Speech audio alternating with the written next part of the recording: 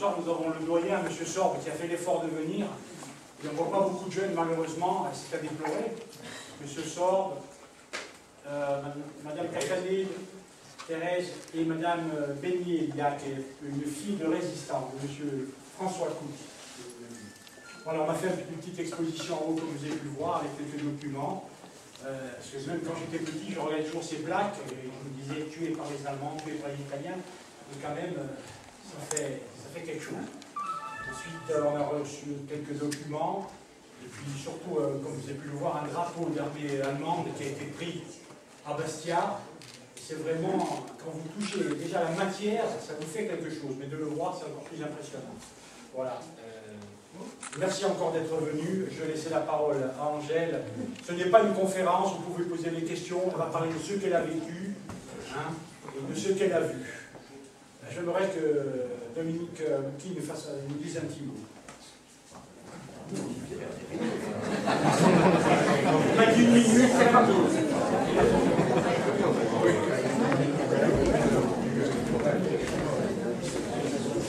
Alors voilà, c'est la je suis heureux de me trouver à côté d'Angèle.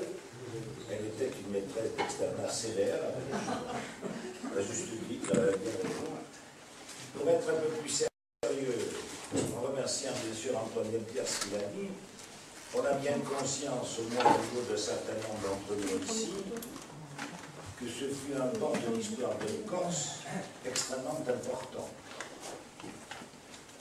À des titres divers, aucune éthique, parce qu'il s'agissait de lutter hors de Corse sur l'occupant fasciste. Mais un deuxième titre, dont nombre de gens et nos amis cantonaux qui sont dans la salle ne le savent pas, c'est que la Corse s'est libérée de son propre mouvement. Avec une originalité d'un point de vue politique, la construction d'un front national, le bon, pas celui d'aujourd'hui, où il y avait des gens de différentes sensibilités, qui avaient pris conscience qu'il était important de vivre pour que la Corse se libère et qu'elle reste à jamais française.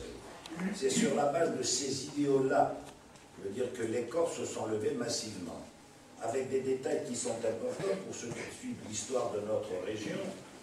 À l'époque, la résistance, en particulier le Front National, était branchée sur Giraud qui était à Alger, et Giraud avait dit « ne faites surtout pas l'insurrection maintenant ». Et c'est justement parce que Giraud avait dit de ne pas faire l'insurrection maintenant que les Corses, à partir de défilés monstrueux sur Bastia et dans bon nombre de villes, se sont mis en mouvement. Pour les gens de ma génération,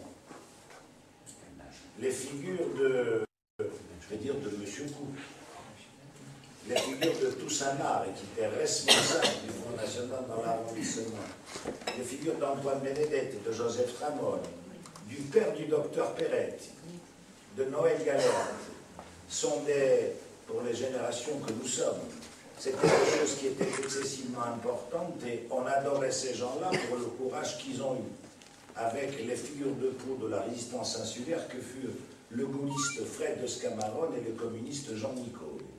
Avec des gens de cette stature-là, il était bon de naviguer dans les eaux de la Corse et il s'était battu pour que la Corse change. Tout ça a trouvé une consécration, de mon point de vue, dans les travaux du Conseil national de la résistance. Et les travaux du Conseil national de la résistance sont pour moi toujours d'actualité parce que, entre des gens d'opinions diverses, au lendemain d'une guerre qui avait décidé de relever la France et ils l'ont fait, c'était de bonne augure. Aujourd'hui, où en est-on? À chacun d'apprécier, moi, à ce niveau-là, j'ai un certain nombre d'idées bien précises. Je vous remercie de votre attention.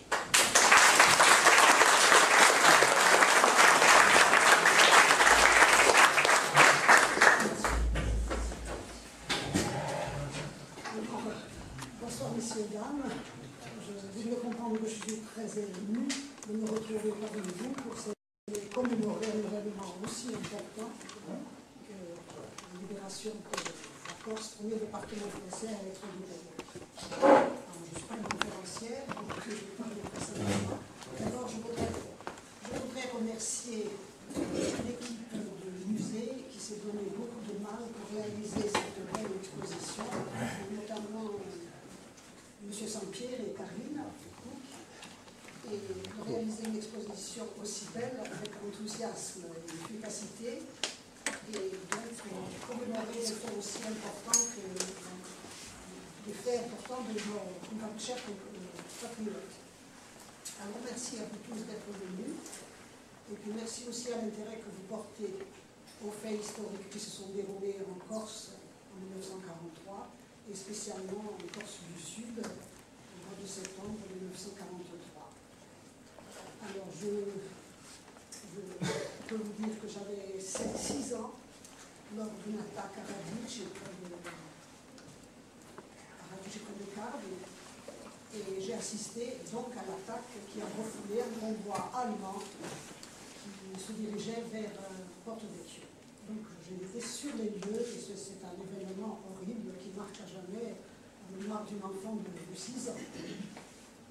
Alors je suis prête donc à vous écouter vos questions sur mon vécu, mais ce n'est que le vécu d'une enfant de 6 ans. Toutes vos réponses, j'essaierai de répondre, mais ce ne sera pas tout complet, puisque je n'ai pas toutes les données que peut avoir un enfant de 6 ans. Je ne peux pas vous dire les armes, etc. Alors voilà, j'attends donc vos questions sur ces événements qui se sont produits pendant la résistance corse. Est-ce que quelqu'un a des questions à poser ?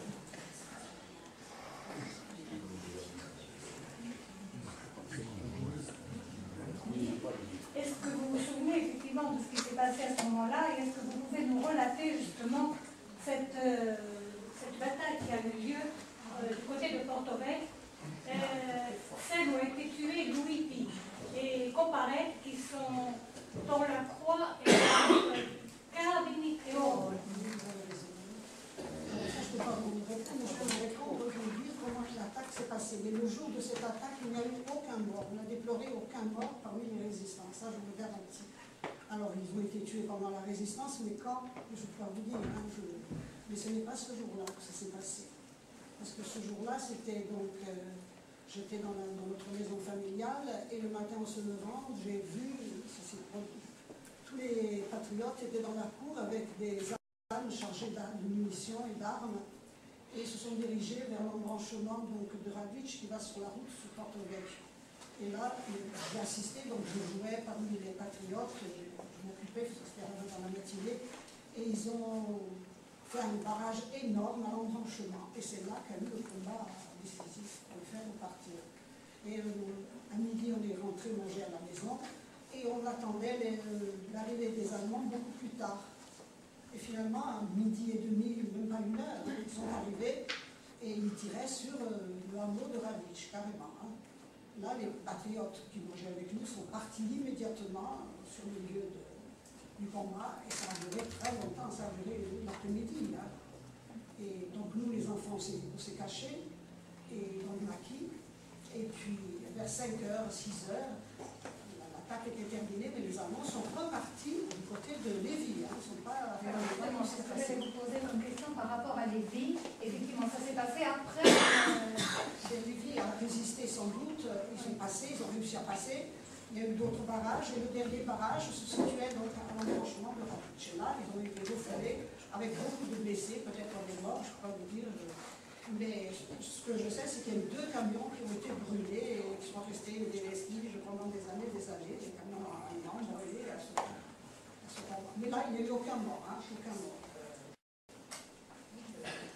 Voilà. Je vous garantis. Donc les 2 résistants, je ne sais pas comment ça s'est produit à quel moment.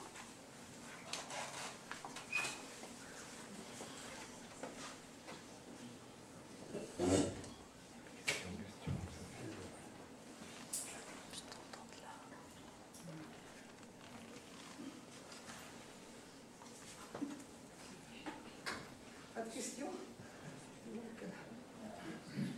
Madame, s'il vous plaît, je voudrais vous poser une question. La résistance corse était-elle plus importante en Corse du Sud ou en Haute-Corse? Si on peut dire, à l'époque, bon, c'était un département unique. Moi, je crois que c'était pareil. Hein. Oui. Je pense. Hein. Je pense que c'est indominique. C'est pareil. C'était pareil, à l'époque, la Corse, il y avait 200 000 habitants. En Corse, à l'époque, parce qu'on entend aujourd'hui un certain nombre d'exégèses sur la démographie de la Corse, et qu'on se rend compte que le nombre d'Italiens qu'il y avait qui était tellement supérieur aux Allemands. Il y avait 80 000 Italiens et on dit entre 200 et 240 Corses. Quand ils ont débarqué au mois de le 11 novembre 42, c'est ça, ils sont débarqués à Bastia et il était 80 000 Italiens. Ça, on les a vus et tout le monde se rappelle de l'occupation des Italiens. Et le fait notable de l'insurrection, c'est que à l'époque, comme la Corse est unie au milieu de la Méditerranée, il y a des gens qui croient qu'on peut tout régler en Corse et que c'est la Corse. À l'époque, il y avait Mussolini qui a été viré du gouvernement italien par Badoglio.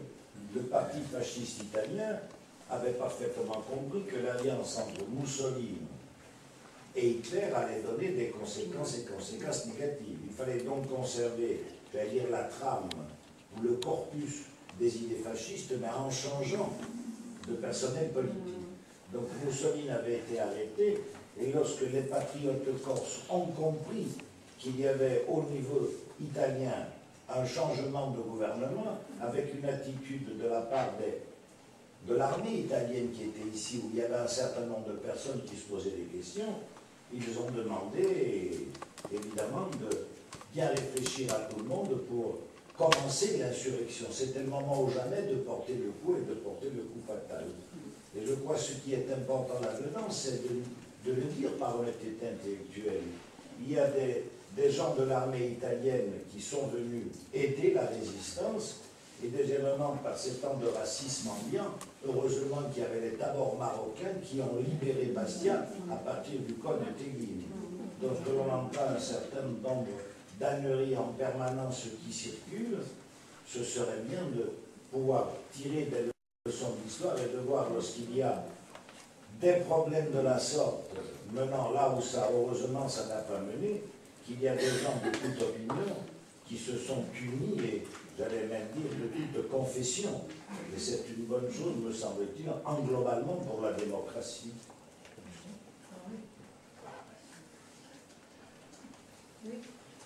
Oui, bonjour. Je me suis toujours laissé dire que les Corses avaient plus pâti de l'occupation italienne, enfin de la présence italienne, que de la présence allemande. Est-ce que quelqu'un peut me confirmer ce que j'ai toujours entendu dire?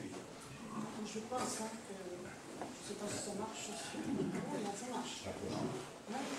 Ça marche. Je pense que, moi j'ai vu, je me souviens qu'en enfant, j'ai vu plus d'Italiens que d'Allemands. J'en ai vu rarement des Allemands. Et les Italiens, même à Sartène, j'ai souvenir, ils étaient dans la caserne de Monténard, et ils étaient visibles et encombrants, et remuants, et pénibles. Donc les Italiens, on les a suivis. Hein. Après, bon, il y a eu l'édition de Mussolini, et donc ça s'est amélioré, mais on a souffert avec les Italiens. Hein. C'était plus la peur. Plus la peur qui faisait le rapport. Je ne suis pas habituée, hein, moi. Voilà. Donc les Italiens, on a souffert. Hein. 80 000 Italiens, si vous imaginez, on les voyait partout. Hein. Madame, pourrais-je vous demander combien y avait-il d'Allemands? Je ne sais pas. Il y en a 15 000 qui après ont été obligés de reculer devant cette importance-là de la lutte insurrectionnelle. Ils sont après repartis. Et il y a eu une deuxième attaque, toujours au camp de Bacino, que tout le monde connaît, et là, alors, il y avait, moi je n'y étais pas, hein, je n'ai pas assisté, mais là, donc, le convoi venait de Porto Vecchio, et ils ont été arrêtés au col de Bacino, et là, il n'y a eu aucun mort à déplorer, hein, cette fois-là non plus, hein, de notre côté, je dis, à Bacino. Donc là, ce fut une attaque terrible.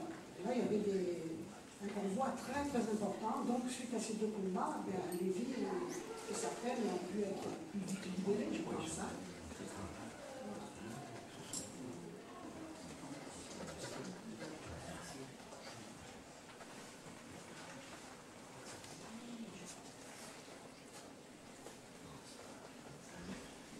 Alors, pourquoi les Corses ont été particulièrement comment je peux vous dire, et inciter à se libérer eux-mêmes par rapport au reste de l'État français. Pourquoi?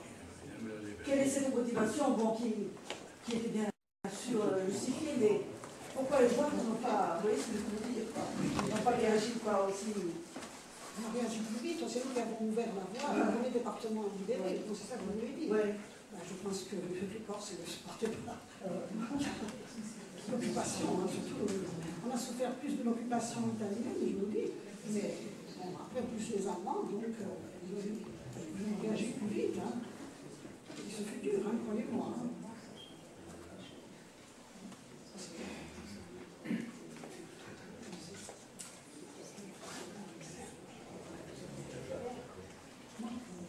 Elle demandait à Jacques et à Thérèse pourquoi ils se sont levés. Eux sont des résistants. Moi, je n'étais qu'une enfant, donc eux peuvent peut-être expliquer mieux. Hein.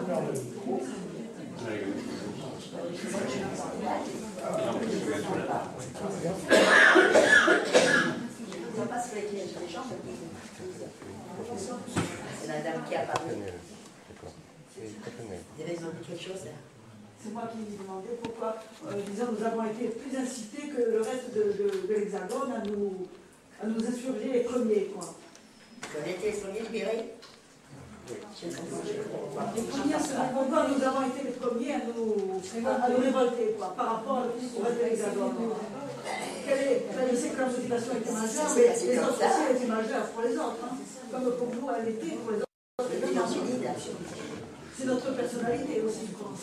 Quelle motive notre action. Peut-être bien, parce qu'on avait marre d'être occupés par les Italiens.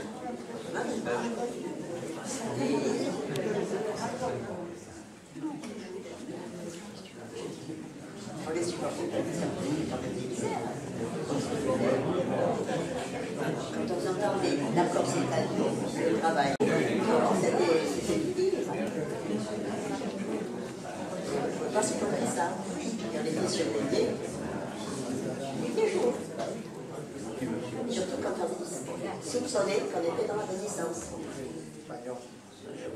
Mon père a fait 21 jours dans la prison. Et bien d'autres aussi, à Sartène, ont fait de la prison. Pour les Italiens. Les Allemands sont arrivés après. C'était contre nous. Et le pire, ça a été les Italiens. Parce qu'ils ont emprisonné, ils ont tué, ils ont tout fait. Ils ont assassiné.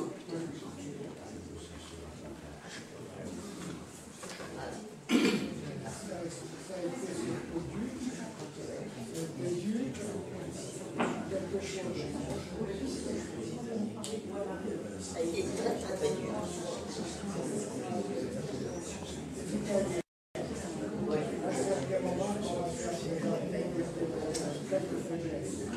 De la faiblesse parce qu'ils n'avaient plus rien. Oui, c'est sûr qu'il est arrivé même chez moi. On avait un jardin, et je voulais faire quelque chose. Est-ce que tu sais comment s'organiser la résistance? Est-ce que tu Non, mais est-ce que tu as appris? Est-ce que tu sais comment elle s'organisait cette résistance? Alors non, je n'entends pas bien. Non, Jacques peut dire quelque chose. Voilà, merci, comme moi. Je n'entends pas bien.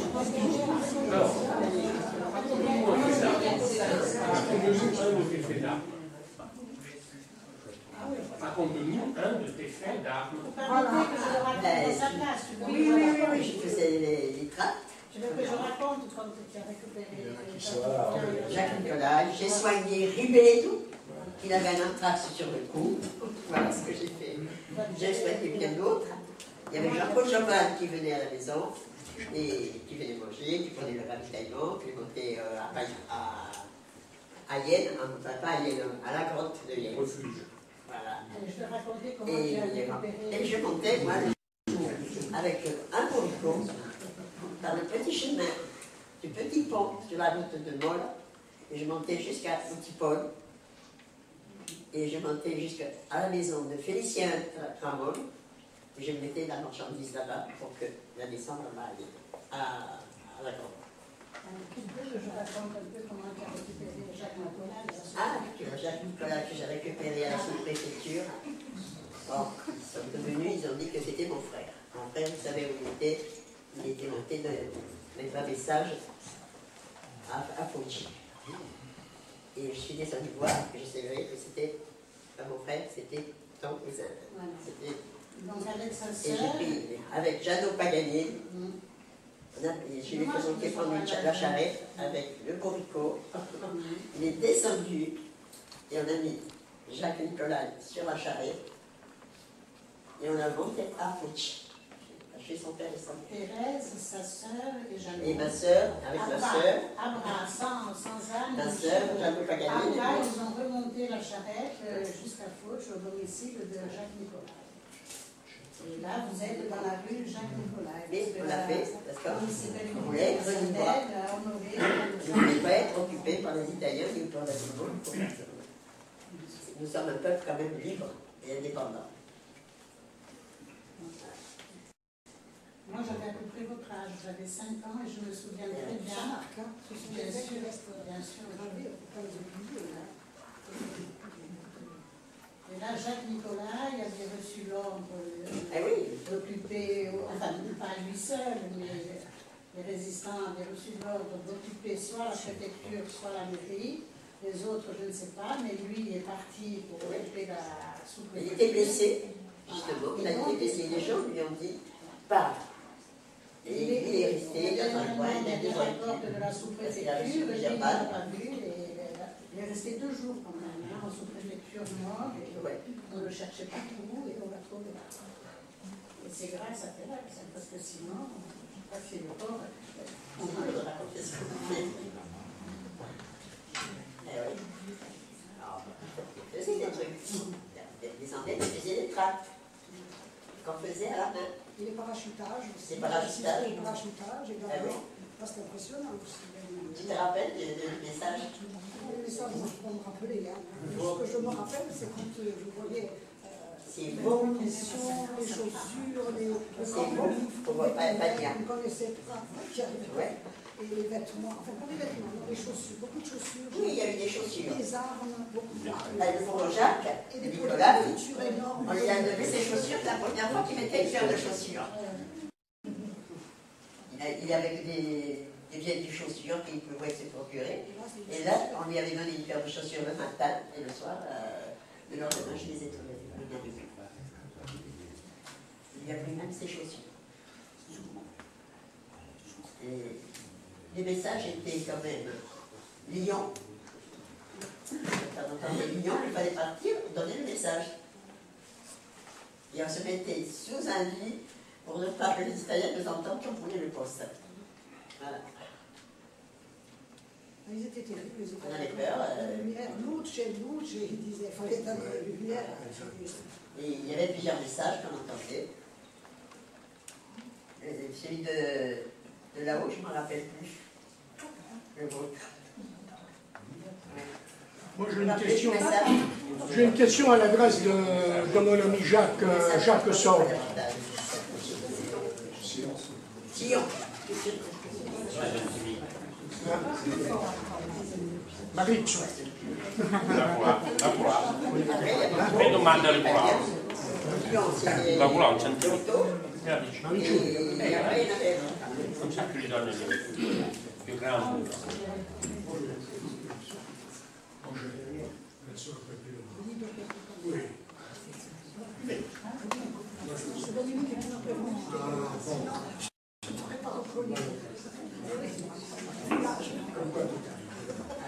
Oui, moi j'ai une question.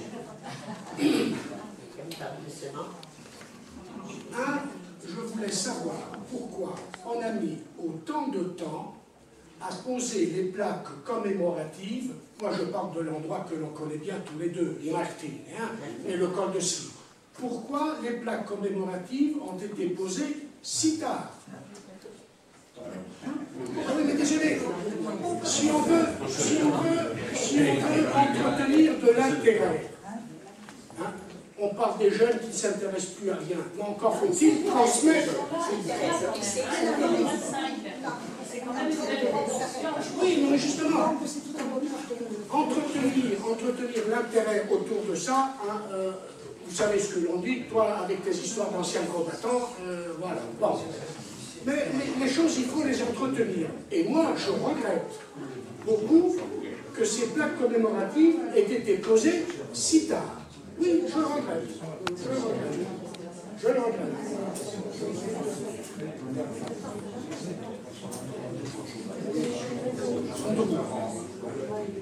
Ah bon?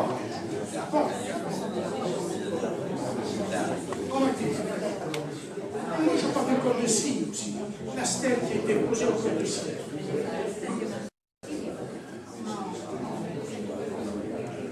On a attendu le 50e anniversaire du débarquement pour le faire. C'est dommage. C'est dommage. Eh oui. Non, mais enfin, c'est pour dire. Moi, j'ai des regrets.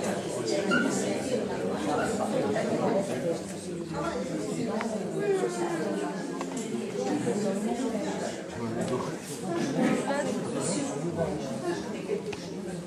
qu'il y a des places devant. Pourquoi personne n'y va?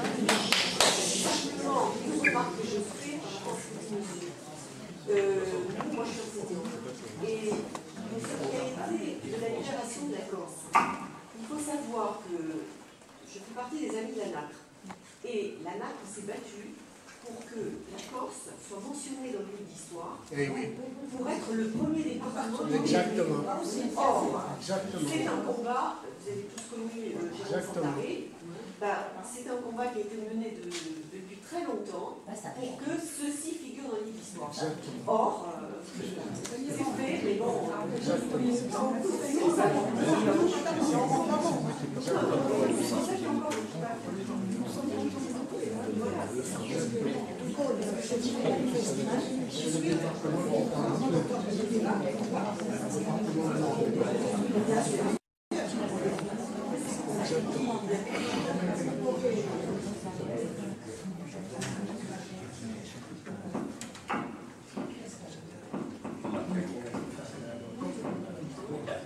On peut poser des questions, madame, s'il vous plaît.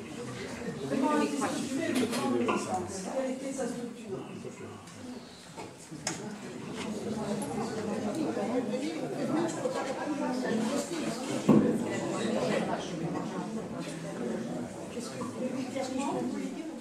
Oui, dans l'ensemble, oui, militairement, opérationnellement également.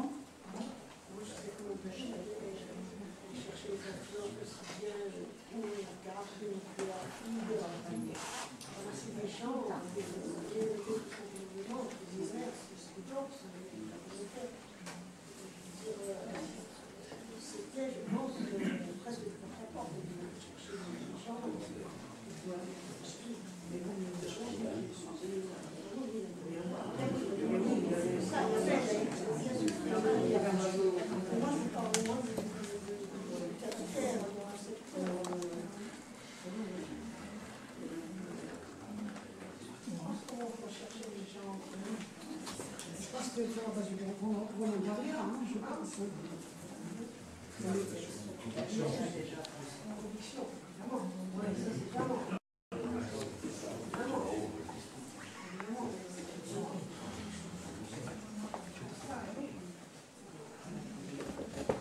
Est-ce qu'il y avait des jeunes qui participaient également au mouvement de résistance? Des jeunes, je veux dire, les jeunes de 16-17 ans. Il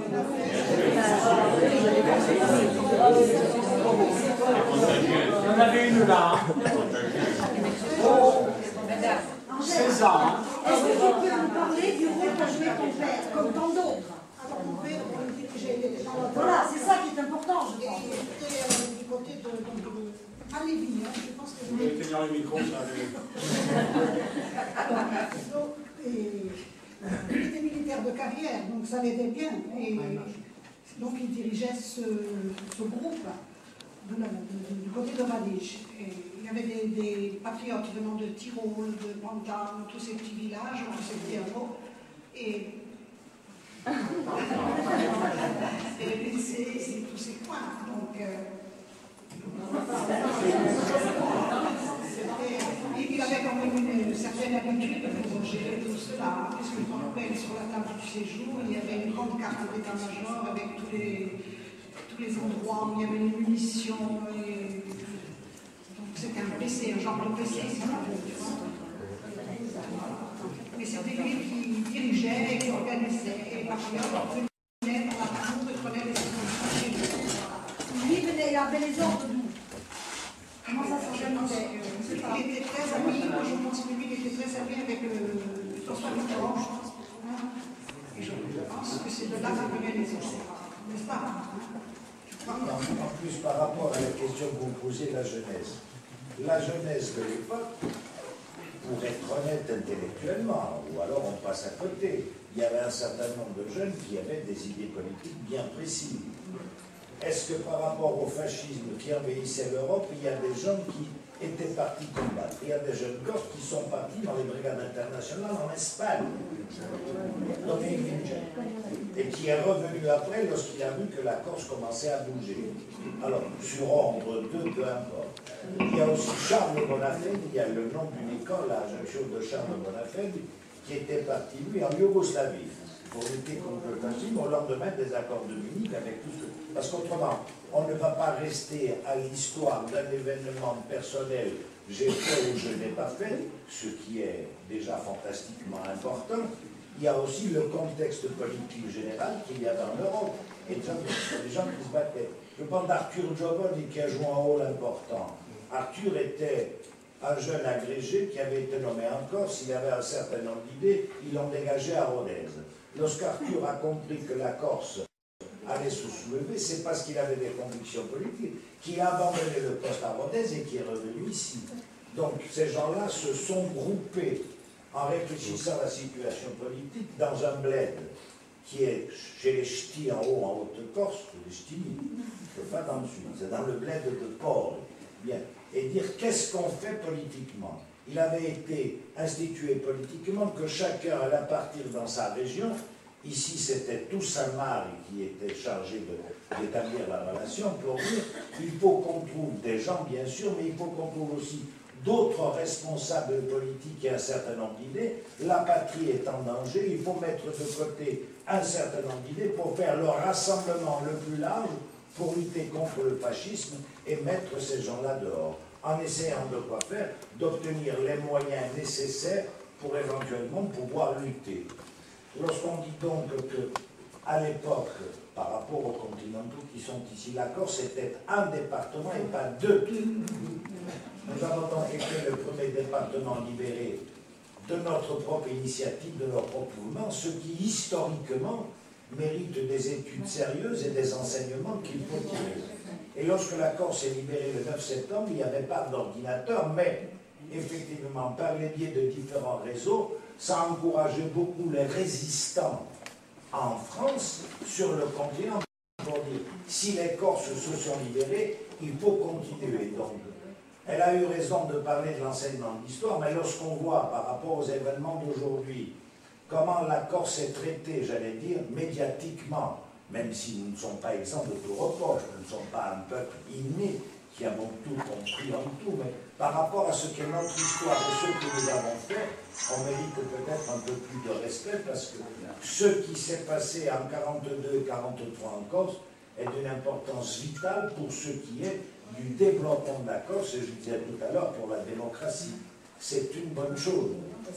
Et il faut être fidèle. Et toutes les fois que l'on parle d'anniversaire, il y a quand même, dans toutes les villes et les villages de Corse, il y a une allée et venue avec les autorités au monument aux morts pour commémorer ça. Et normalement, les élus ou les pouvoirs publics relatent chacun à sa manière leur histoire pour montrer l'importance. Et je ne vais pas faire de politique ici, mais moi j'ai une réunion mardi avec un certain nombre de personnes venant de Paris pour la venue du président de la République qui va venir le 4 octobre. Comme Mitterrand était venu pour ce qui est du 50e anniversaire, en faisant des discours à Ajaccio, en insistant sur cette part importante que le peuple corse a pris à la libération de la Corse, mais en même temps la libération de la France. Bah oui.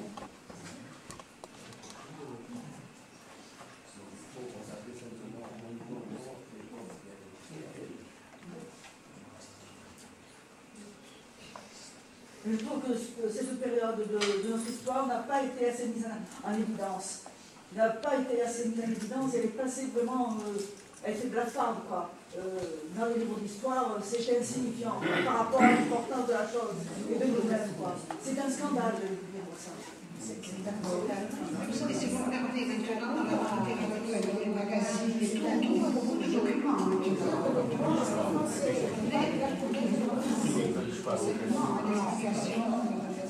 Je crois quand même qu'il ne faut pas broyer du noir complètement par rapport à ce qui se passe dans l'éducation nationale, parce que tous les ans, il y a un concours de la résistance qui est organisé en Corse, tous les ans, il y a des jeunes qui participent, et je me souviens du collège de Porto Vecchio où j'ai travaillé, c'était des jeunes Portugais qui avaient gagné le concours de la résistance, et j'ai trouvé ça magnifique, parce que ça signifie que les gens qui vivent ici sont prêts à s'approprier l'histoire et que les enseignants ont travaillé pour leur faire comprendre, pour leur faire connaître et pour les aider à s'assimiler. Donc, et puis, le côté pessimiste, là tout à l'heure, c'était il n'y a pas de jeunes, il y en a 5 et je trouve que c'est vraiment bien. Je veux dire, ils sont là, les gamins, hein, il y en a qui sont là. Et on ne peut pas passer ça à l'as, c'est samedi après-midi, il y a du foot, il y a un tas de trucs, et quand même il y en a qui sont là. Ça veut dire aussi que, bien sûr qu'il y a les plaques, mais les plaques, elles disent quelque chose aux gens qui ont vécu ça. Mais les enfants d'aujourd'hui, ils ont besoin d'autres documents. Et il y a des documents qui sont faits. Et la Cinémathèque de Corse, elle participe très régulièrement dans les écoles, à la demande des enseignants, à la demande des associations. Et donc, je crois que s'il y a des gens qui sont prêts à se bouger, il y a des documents qui existent, et il y a des documents, et des gens qui sont prêts à les commenter. Et les enseignants d'histoire en Corse participent très régulièrement au concours de la résistance. Donc, voilà, peut-être ils ne vont pas défiler avec les drapeaux. N'empêche que quand vous êtes rentrés, vous avez remarqué, il y a un panneau entier avec des dessins d'enfants. Ça signifie qu'y compris les enseignants, au niveau du primaire, font travailler les enfants. Quand ils sont élèves d'un collège Jean-Nicole, il y a toujours quelqu'un qui va leur expliquer qui était Jean-Nicole. Donc voilà, il ne faut pas toujours être en train de se dire que ça y est, c'est fichu, les jeunes d'aujourd'hui, ils ne feront jamais rien. Non, ils participent aussi, je crois que il ne faut pas l'oublier.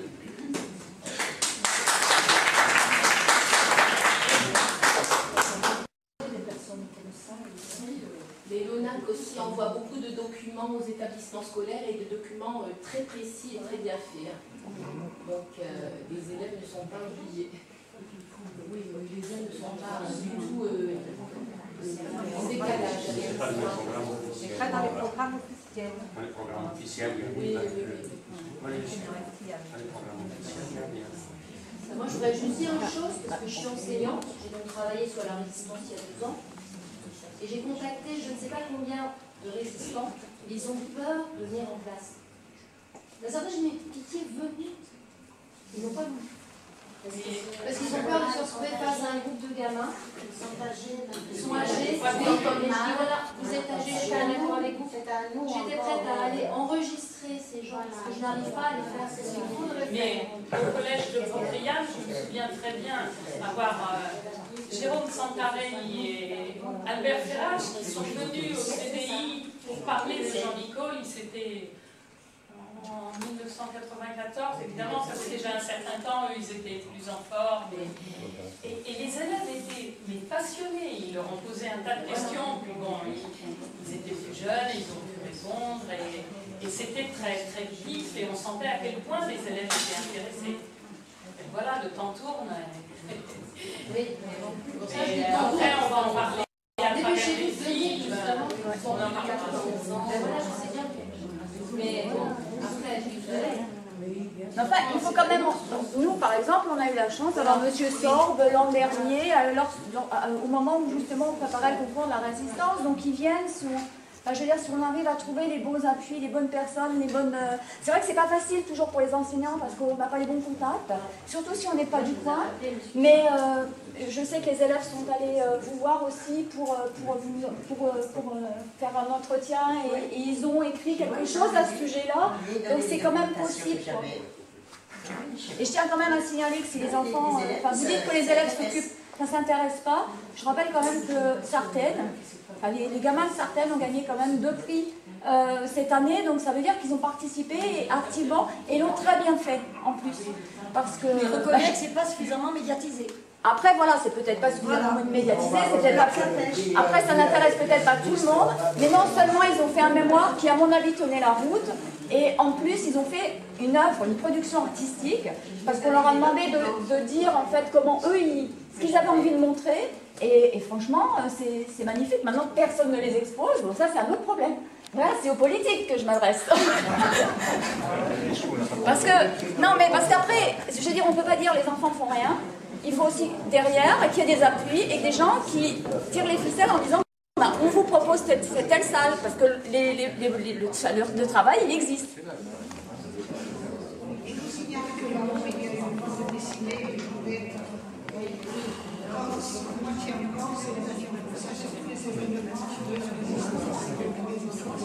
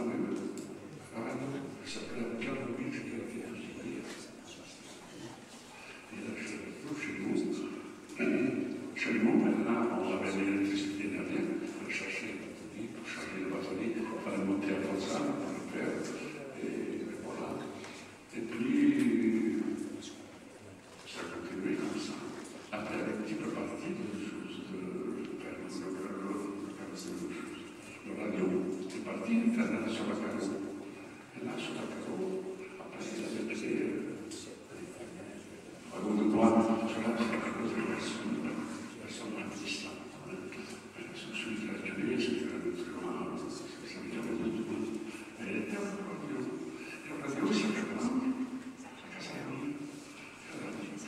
secret parce que j'ai tué quelqu'un. Je me suis fait prendre. Et après, il m'a raconté où il a fait l'exercice et tout, le martyr, le bourg, tout ça. Et voilà, c'est pour ça que c'est venu comme ça. C'est bon, on va continuer parce que c'est très bon. Et je vous dis, jamais vous de cela. Je ne vous en prie. Je lui demande, c'était sa maison. Je jouais avec mes parents, il avait le temps. Et quand il n'y avait pas de cage à chaud, lui, il n'était pas pour le parchetage. Mais quand on ne pas parchetage, le parchetage, la Sion, le parchetage, la valeur aussi. Et le nom, c'était Fouine. Et le message, c'était Place à la place Victoria. C'était jamais compris qu'il y avait de ça. Et celui qui a trouvé les choses, le terrain, c'est qu'il fallait quelque chose pas trop loin du village, parce qu'il n'y avait pas d'électricité, de dire un mot, de trouver le village. Et comme ça, on pouvait faire. Et à l'époque, on connaissait qu'il n'y avait pas d'autre chemin de chèvre, vous savez. On connaissait bien la forêt, avec le colon, les animaux, ils ont décidé de faire ça. C'est pour ça que ça s'appelait Francière de la place de Gaulle, pas la Francière de la place Victoria, c'était la Francière de la ville de Gaulle, qui a passé pour ça là, Victoria qui allait dans les constitutions, mais tous les jeunes gens de Gaulle, tout ça se passait à la et c'est pour ça que c'était un endroit tranquille. Mais on a fait notre devoir pour résister. Pour le secret, parce qu'il y avait le secret, il n'y avait pas de confiance. C'est pour ça que c'est un peu spécial. Et Martine, c'était un endroit historique. Et même le parchetage, c'est passé comme ça. Ils ont décidé, ils ont dit, on va faire le parchetage. Le parchetage, c'est pour la pleine lune. Je l'appelle le lune. Et alors, tout ça, en terre, on travaillait pour coopérer avec les, je ne sais pas ce qui se passe, mais depuis la vie, toute la journée, on soirée. Et il y a quelqu'un qui avait fait chercher des messages à Fazan. Il y avait une marche, on montait par la chose, pour le poids, c'était mon frère qui devait monter. Et qui est retourné en disant, c'est ce soir le parchetage. On n'était pas de peu.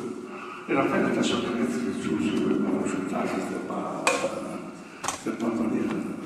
On n'avait pas tout dire à tout le monde. Il y avait là-bas, il était 11h30 ou minuit, je ne sais pas. Et quand on est passé là-dedans, il est passé ainsi par ici. Et sans doute, il devait parchetage. Et le monde, il était haut. Et là, il est passé, certainement, et après, il est retourné, il est survolé, il est retourné sur cet endroit de Cassis, dans ce sud. Et là, il a lâché 13 parachutes. 13 parachutes, il y en a un qui est tombé en ligne, il y avait des feux, il y avait des grenades et tout ça, il a explosé. Il y avait un autre qui est tombé à pied. Il y avait une coche, quelque chose. Il y avait trois ballons, un de grenade, l'autre de mitraillette et l'autre de cartouche. Dans un, il y avait un petit chose de pain, de chocolat. Mais on pouvait faire toute la journée, ça marchait. On pouvait faire. Dans ce moment, on nous a donné chacun un morceau de chose, parce que le pire, on était après, crève de faim, toute la partie, c'était pas aussi. Le mois de juin, on n'était pas payé. Et après, on a commencé les trois parachutes de ma mère. J'avais des mitraillettes et tout ça. J'avais un peu de choses, des mitraillettes, c'était pas sur le bain, c'était pas cela. Des Allemands, des choses, c'était des stèles. Enfin, d'après, on fait chercher les autres parachutes. Les autres parachutes, c'est tombé. De l'autre côté, on fait plein de moyens, vous savez, les choses, ils sont tombés sur les châtaigniers là-bas. On parfois, je cherchais des choses, des saluts, je cherchais, il y avait des gens que vous connaissez, on connaissait, qui n'avaient pas passé de peu, sur chaque année, pour des choses, le corps, mais après, il fallait monter sur le plateau. Et là, on a monté sur le plateau, on a caché les armes cachées. Et le lendemain, on a monté avec les petits pour chaque mon oncle sur le serre-à-bois pour le placer. Là, c'est lui. Il a placé les choses, mon frère. Il a le c'était le 17. Sur la suite du jeu, je me parlais tout tombé, tué. Ça nous a fait quelque chose, monsieur.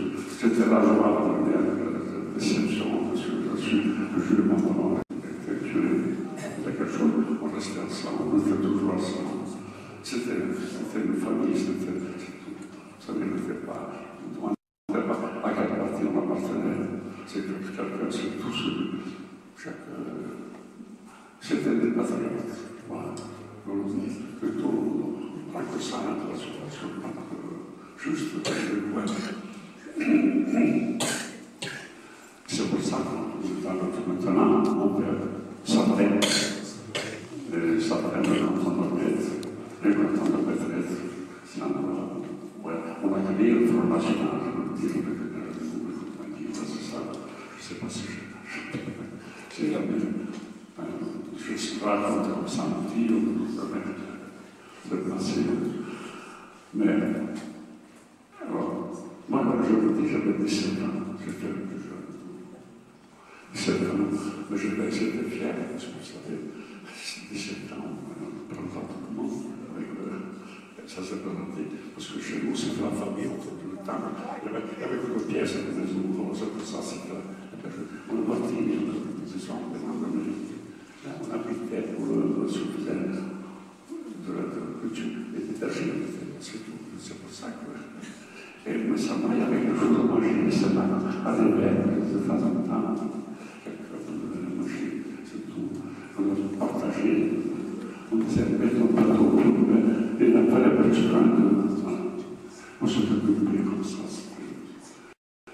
jusqu'à.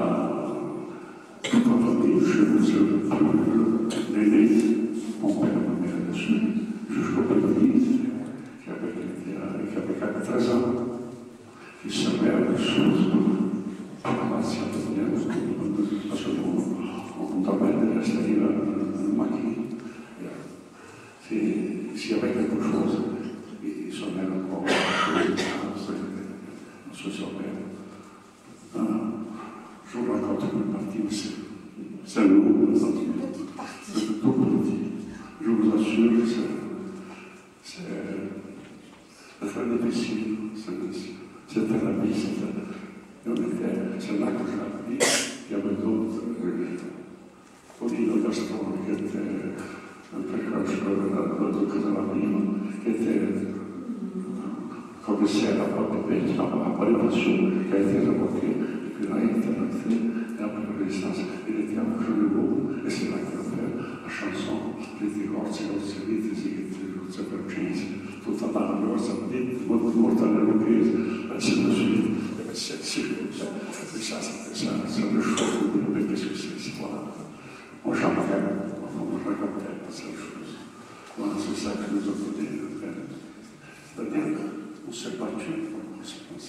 Ça sur tout le monde fait comme ça maintenant, à chacun ses idées, tout ça, c'est normal, c'est la liberté qu'on voudrait se faire. Donc maintenant, chacun est libre, si je veux la jeunesse comme ça, vous avez la chance, à 17 ans, à 16 ans, à 17 ans, qu'est-ce que vous cherchez? Vous cherchez à vivre. Parce que nous, c'est dur, le Corse. Vous cherchez à envoyer les enfants à l'école, puis se sortir de la misère, ce qu'on appelle la misère. C'était la Corse misère. Oui, c'est ça. Surtout aujourd'hui, la Corse du Sud. C'est vraiment dur. On m'a envoyé faire beaucoup de choses.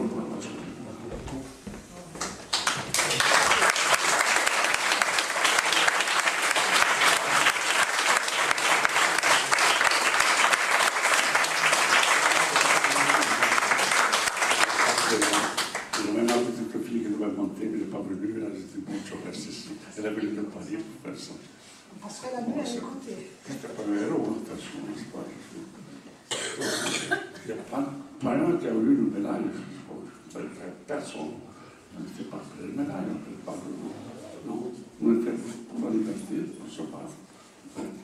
Et jamais de tout, que les Italiens n'étaient pas tous fascistes.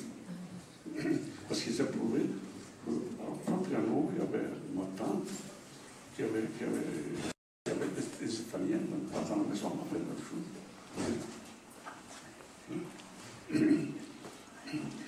Et lorsqu'il y a eu pas de chose, les Italiens, c'était des antifascistes. Ils ont dit à ma tante, on voudrait la rencontrer, on avait la résistance, parce qu'on voudrait venir avec nous. Je suis descendu, le premier, je me suis monté voir le commandant Platz, à Béjanet, qui était le responsable militaire. Je lui ai apporté, ce qui faisait de là, il a écrit sur la table là-bas, il m'a fait un papier, je suis monté, un papier avec un billet, je l'ai caché, je reviens au commandant Platz, et il dit, c'est quelque chose. Il était prêt à revenir avec un bagages pour le jour de la résistance. Voilà. C'était à la fin quand même. C'était à la fin ça. C'était le chose, lorsqu'il y a eu Madot qui avait le pouvoir, que se sont destitués Mussolini. Mais pour dire quoi, les gens, tous les Italiens étaient contre Mussolini. Ça fait plaisir parce que. Voilà, je pense que c'est. Bravo,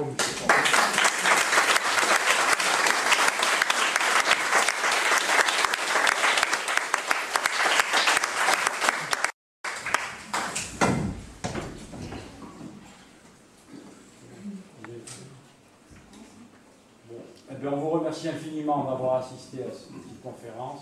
On remercie surtout M. Sorbe, qui a fait de la résistance, en venant, Thérèse Cafani et Mme Bénier, qui nous a chanté.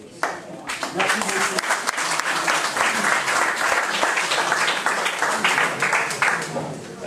Et à bientôt.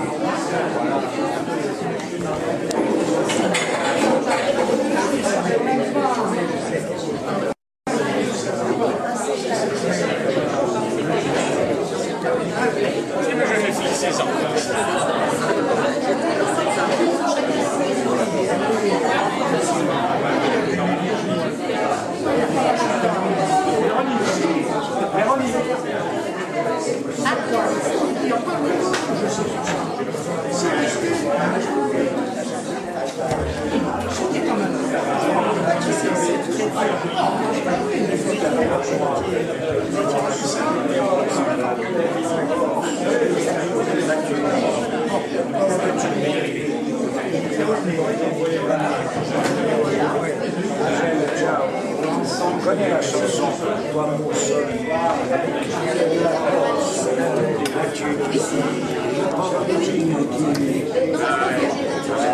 et oui, il faudrait la réécrire et la mettre sur les élèves d'après. Ça, c'est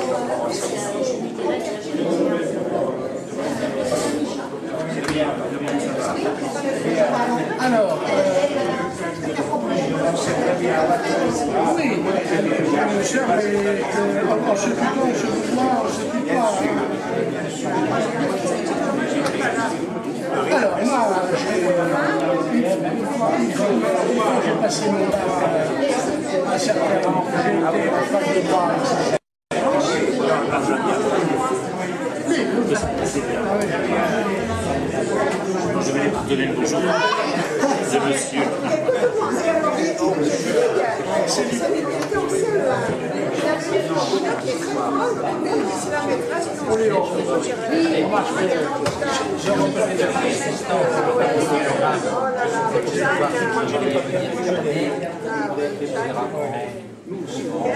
Parce que je l'avais, moi je suis restée vitrée, et je viens dans ma famille.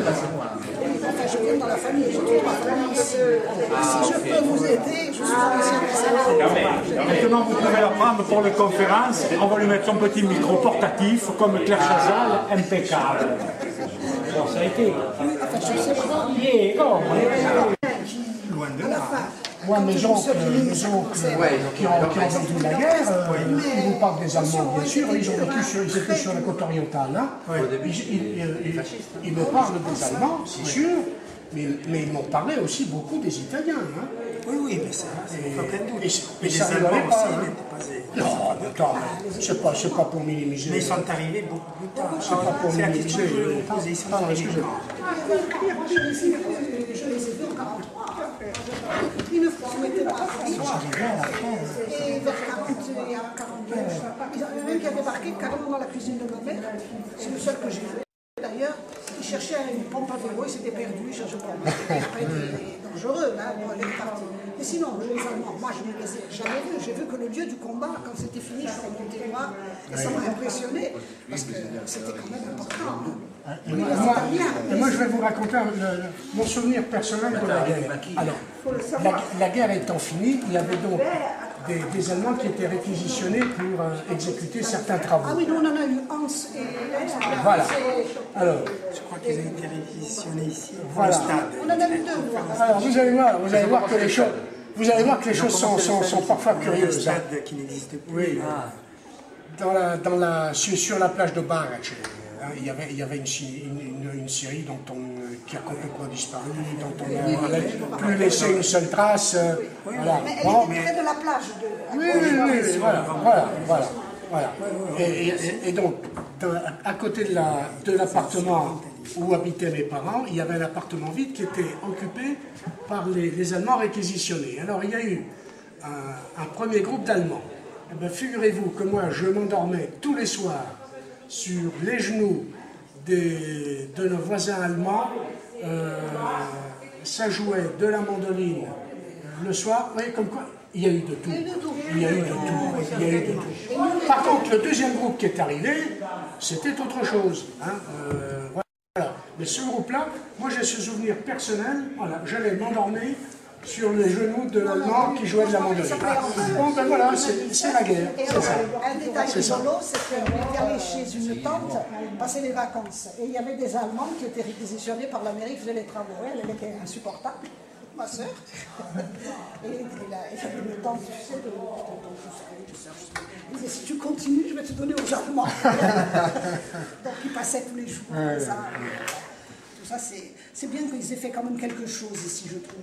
Ah, c'est bien, parce que quand même, certaines a été un point de chose. Tiens, une question que j'aurais posée volontiers. Qu'est-ce que vous avez pensé, vous, quand le président allemand est arrivé à Oradour-sur-Glane et a fini son discours par une étreinte appuyée, une accolade appuyée. Voilà. Oui, Qu'avez-vous pensé de ça? Est-ce que voilà, vous avez été choqué?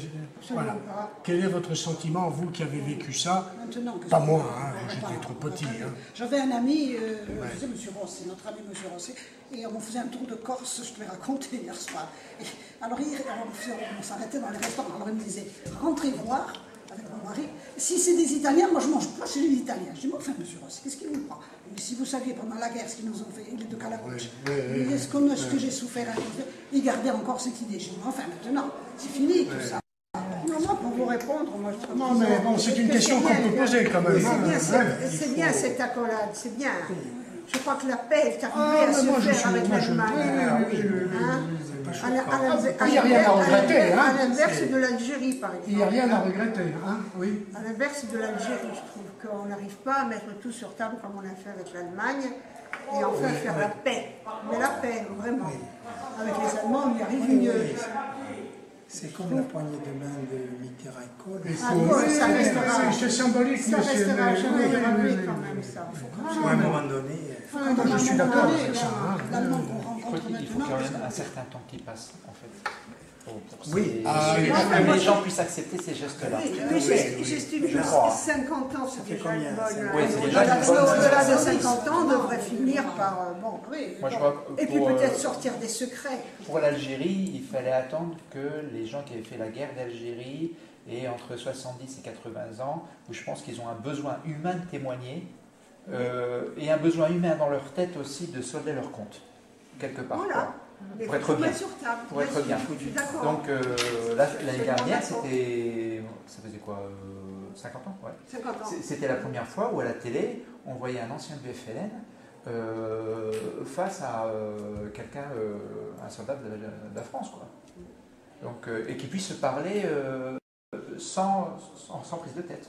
Donc, je pense que c'était beau, quoi. Hein. Vous connaissez le livre de Yasmina Kadra? Oui, je l'ai lu, c'est des romans superbes. Hein. Vous avez vu il y a le problème du héros qui est pris entre... il est infiltré des jeunes prostituées italiennes qu'il ramenait d'Italie pour avoir des renseignements. Je savais pas. Je ne sais pas tout, hein.